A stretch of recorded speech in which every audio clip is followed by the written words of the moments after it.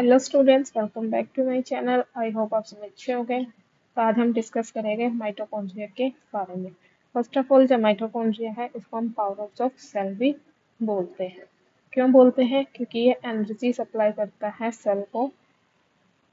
Each mitochondria is surrounded by two membrane. अब जो हर एक माइटोकॉन्ड्रियन है वो क्या होता है? डबल मेम्ब्रेन स्ट्रक्चर होता है। इसके पास दो मेम्ब्रेन होती है। जो आउटर मेम्ब्रेन होती है वो स्मूथ होती है और पोरस होती है। जो इनर मेम्ब्रेन होती है वो फोल्डेड फॉर्म में होती है, जो कि क्रिस्टल की फॉर्मेशन करती है, जिसकी वजह से जो सरफेस एरिया है केमिकल रिएक्शन के लिए और एनर्जी प्रोडक्शन के लिए वो क्या हो सकता है? इंक्रीज हो जाता है। माइटोकॉन्ड्रिया के अंदर क्या होता है? जो ग्लूकोज है और जो अदर मॉलिक्यूल जैसे कार्बोहाइड्रेट, फैट्स वगैरह, ये ब्रेक डाउन होते हैं और ब्रेक डाउन होने की वजह से जो एनर्जी रिलीज होती है उस प्रोसेस को हम बोलते हैं सेलुलर रेस्पिरेशन। जो एनर्जी रिलीज होती है वो किस फॉर्म में स्टोर होती है? एटीपी के फॉर्म में स्टोर होती है, जो कि एक्ट एज अ करती है एनर्जी करेंसी की तरह काम करती है। और जो भी सेलुलर एक्टिविटी होगी, जो भी सेल एक्टिविटी परफॉर्म करेगा, उसमें वो एनर्जी यूज होती है। अब यहाँ पे है कंपोजिशन ऑफ माइटोकॉन्ड्रिया। जो आउटर मेम्ब्रेन होती है वो स्मूथ होती है, पोरस होती है। ये क्या करती है? Allow small molecules and ions to pass through. ये सिर्फ स्मॉल मॉलिक्यूल्स और आयंस को ही पास एंट्री अलाउ करती है। जो इनर मेम्ब्रेन होती है वो हाईली फोल्डेड होती है, जो कि क्रिस्टल की फॉर्मेशन करती है। और इसके अंदर कुछ एंजाइम्स होते हैं and transport protein for energy production. और इसका काम क्या होता है? ये प्रोटीन को ट्रांसपोर्ट करती है एनर्जी प्रोडक्शन के लिए। फिर आती है इंटर मेम्ब्रेन स्पेस, जो क्या होता है? Space between outer and the inner membrane.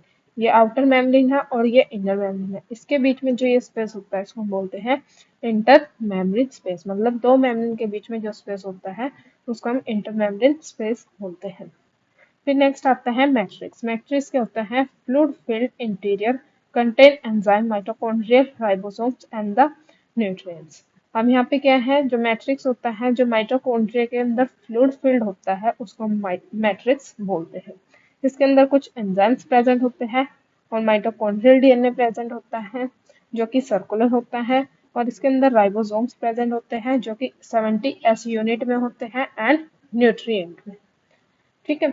अब यहाँ पे जो है ये स्ट्रक्चर है, ये आउटर मेम्ब्रेन है जो कि स्मूथ है और पोरस होती है।